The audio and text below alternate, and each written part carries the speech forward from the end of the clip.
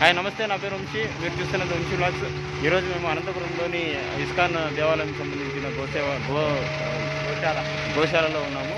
ఇక్కడ కలెక్టరేట్ ఎదురుగా ఉంటుంది. ఇది చాలా పెద్దది, ఆల్రెడీ మనము దీని గురించి చూసాము.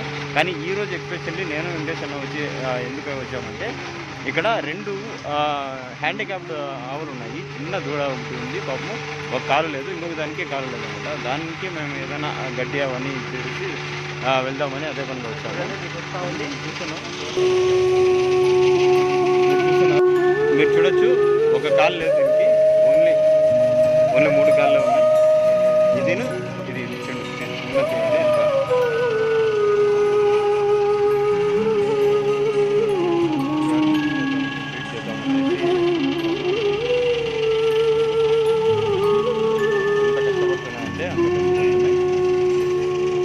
మీరు ఎవరైనా కానీ అనంతపూర్కి వస్తే ఇక్కడ ఈ గోశాలని సంప్రదించండి. వీళ్ళకి ఏదైనా మీ వంతు సాయం ఉంటే ఆల్రెడీ చాలా చేస్తున్నారు.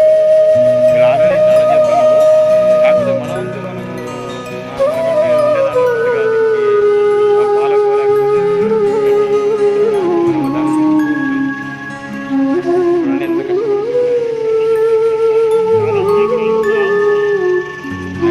500 పరిగెత్తి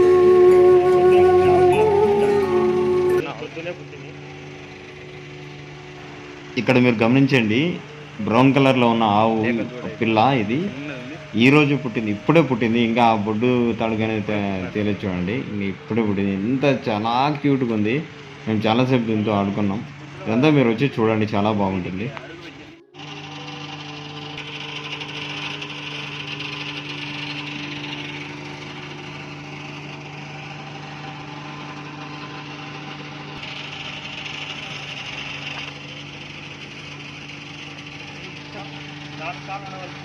ఒక కాలు లేదు చూడండి. ఇక్కడ కూడా ఇంకోటి ఉంది, ఇంకొకటి 3 కాళ్ళు ఉన్నాయి. ఈ కాలు కూడా లేదు.